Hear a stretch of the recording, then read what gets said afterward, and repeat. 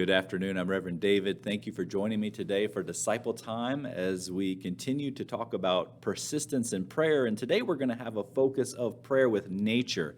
Now, this focus is coming from the book Learning to Pray, A Guide for Everyone by James Martin. And I just want to look at one of the chapters in this book. We're going to touch on a few things in that chapter, and I want to strongly recommend that you get this book. It's a New York Times bestseller that was just put out in 2021 by Harper One Publishing, and it has a beautiful chapter in it on how to pray with nature, where he unpacks 7 things about praying with nature that can be beneficial for us. Now, as one who likes to go out and hike, I really enjoyed this chapter because I was unaware of some of the real benefits that can come from just being out in the woods. I kind of felt the benefits, but I didn't know there had been actual studies about this. But in his book, he actually shares some of the research of Comhe, Tuhig, and Bennett, and Andy Jones from an article titled The Health Benefits of the Great Outdoors. And it's a study of green space and the effects on the body. And you can find that in the Environmental Research publication 166, October 2018 edition, pages 628 through 637, but he includes it there in his book, and he's talking about the natural green spaces and the actual calming and health benefits that we get from that. So one of the things he points out is that it reduces the risk of type 2 diabetes. I never knew that. It also reduces the risk of cardiovascular diseases. Now, I'm not sure if that's in connection with actually hiking in the woods or if it's just from being in the space, because I didn't read that research, but you can check that out if you want. It also helps increase our sleep duration. Just being out in nature, in green spaces, helps us sleep. It reduces our blood pressure. It helps reduce our stress. And of course, as we're out in the sun, we're going to be getting that vitamin D. And I kind of quickly Googled how much sun we might need a day. And they recommend 15 to 30 minutes, depending on some of the stuff that you read, per day, with about 22% of your body exposed. I thought that was really interesting. I think there's a lot of people that work inside that don't even get that. So let's be intentional about getting that sunlight. What about enjoying nature as God's creation? This was the second thing that Martin pointed out. And I could relate to this chapter because Lael loves to get out and see the changing of the seasons. This weekend, we were able to go out to Tumalo Creek in Oregon and just hike along the path there, where you can see all the aspens changing colors and dropping their leaves. And it really is beautiful being out in the world and being outside here. It's one of the things I love about being in Oregon.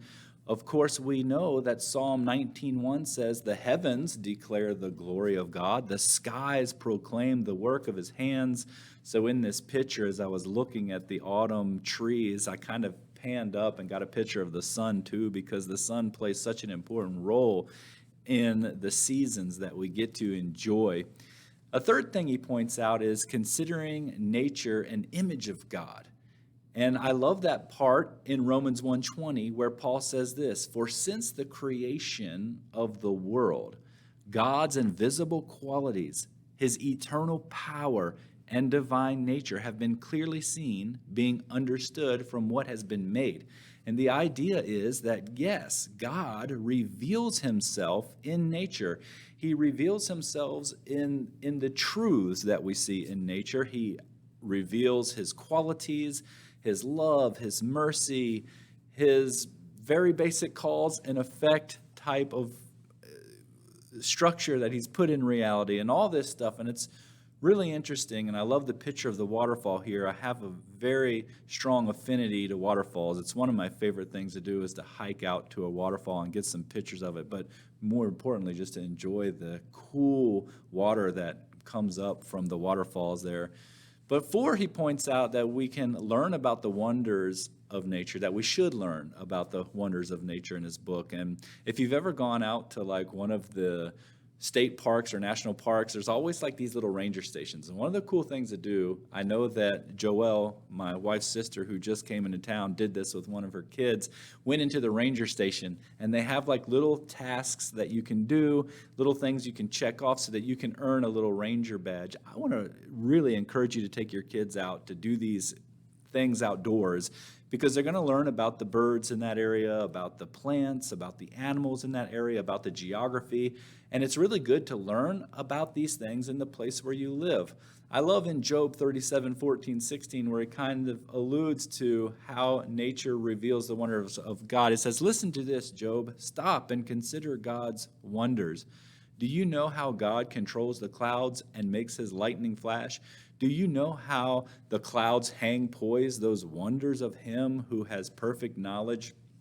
And of course, in Job's day, they didn't really know how any of that stuff worked. But one of the things that was just amazing to me when I went on this one hike out by the lava fields is how you can clearly see where all the lava just went down the mountainside, and areas where it didn't touch and areas where it did touch, and how God's vegetation is growing up all through these areas. It was just really pretty to get out to this area over the weekend. Now, a fifth thing that James Martin recommends in his book, How to Pray with Nature, or his book, Learning to Pray, in the chapter How to Pray with Nature, was this: let nature teach you about God. And we talked about that a little earlier, but there's this passage in Job 12, 7, and 8, where God's conversing with Job, and he says, but ask the animals, and they will teach you, the birds in the sky, and they will tell you, or speak to the earth, and it will teach you, or let the fish in the sea inform you. The idea here is that there's a lot that we can learn just by studying nature itself, but there's also some deeper kind of intuitive things that we can get. And Martin points out on pages 296 and 297 some of the Ignatian spiritual exercises that can help you kind of get in tune with nature and maybe perceive some of that. One of the things he shares is creation could be used to understand not only God, but also God's activity, not only as static, but active and ongoing. Now, just a few weeks ago, we were studying how God is at work in the heavens for all of the things going on. And so this is a really interesting part in the book to study. And I don't want to ruin the book, but I want to recommend that you get it. Another thing that he points out is looking for epiphanies in nature. Now, we're talking about letting nature teach you and looking for epiphanies. I saw a really cool video just this past week where this turtle was flipped upside down. And another turtle came along and actually really went through a lot of hard work to get that turtle turned back over. And I thought there's a lot to be learned there about helping each other out and how we see this even in nature. Another way we could see this kind of unfolding is looking at the bees. Bishop Radloff has tons of flowers now planted around the church property, and I've been seeing more and more bees coming. And it's just amazing how these bees just work all day long in harmony for the good of the hive. And that can kind of teach you something also. And I love in James Martin's book where he points out that you can't get too caught up in allowing little signs to kind of guide you, but that you should be open to that even too. He says, not every leaf that falls in front of you is a message from God. And we have to be careful not to become superstitious or solipsistic. Creation does not revolve around us. At the same time, we shouldn't be blind to the variety of ways that God speaks to us, one of which is often directly through nature. And I think back to the turtles and them helping each other out, and that could be an epiphany for someone that's contemplating, how they should help a friend or to what degree they should and all that stuff. How about the last thing in his book? That is reverence and care for nature. I mean, not his book, but the chapter in his book. Reverence and care for nature. And as I was thinking about this, we do need to have a reverence and care for nature. We know in Genesis 1:28 that humanity itself has been placed in charge of creation. It says there, and God blessed them, and God said unto them, be fruitful and multiply and replenish the earth and subdue it and have dominion over the fish of the sea and over the fowl of the air and over every kind of living thing that moveth upon the earth. Well, just this past week, Jim was talking about how you're worth it, that we should pray for you, and you're worth that prayer, and you are worth that prayer. And I think as I was contemplating this, I see that our planet is also worth it. Our planet is worth the prayer, and it's worth the time to care for it. And one of the good ways that we can do that and really put boots to the ground is the adopted trail thing in Bend. Now, I like to hike, as I said, and oftentimes lately, as I've been hiking, I've just felt this desire to pick up trash as we go along. And so there's actually a whole ministry for this. It's called Adopt a Trail and Bend if you want to get involved with that. But the idea is to care for nature.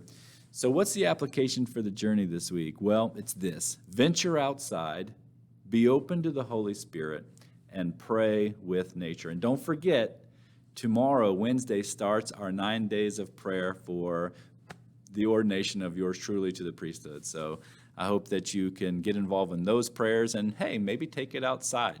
Well, thank you for joining me today for Disciple Time, and we'll see you next week.